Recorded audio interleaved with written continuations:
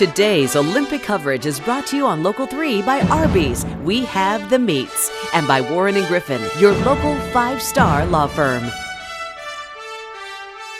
That Olympic jingle, it is unmistakably official, and it's here. The opening ceremony for the Paris Olympics still a day away, but the action at the Games is underway. It started Wednesday with sevens rugby. It's 7-on-7 rugby and men's soccer. And there's plenty of more to come.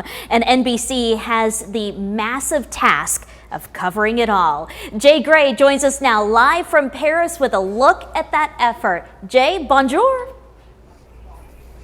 Hey, Michelle, Paul, yeah, and what a great Games this is going to be. We're going to spend a lot of time here looking at a lot of the gear of Team USA, the equipment, the technology that athletes hope will bring home the gold. But this morning, we're going to kind of take a peek behind the curtain at the NBC Olympic team and everything they're doing to make sure you don't miss a second of the action here.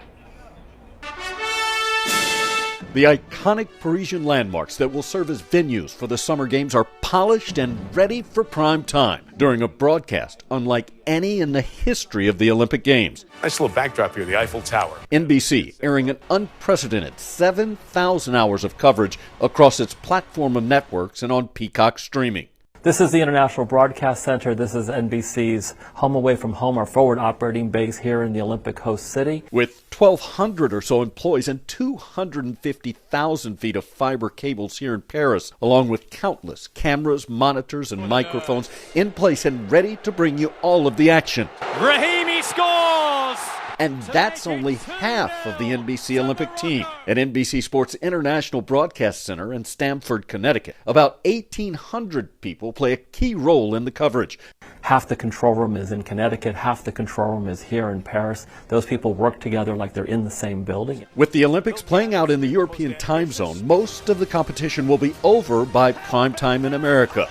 Still, you'll see the best competitions each day, but now with an even closer look at some of the biggest athletes and events. Things that don't necessarily go into the live flow, but makes a lot of sense when you get a chance to kind of look back at it and how we surround the competition with all these extra angles, data, bits and pieces. Pieces of history set to unfold in the City of Light. Yeah, and look, a big part of that history is going to be tomorrow's opening ceremony, where we're going to see more than 10,000 athletes getting on boats and moving through the Seine River. It's the first ever floating parade of nations. There'll also be thousands of entertainers. And Michelle, Paul, the rumor is we're going to see Celine Dion as well as Lady Gaga. So it's going to be a lot of fun.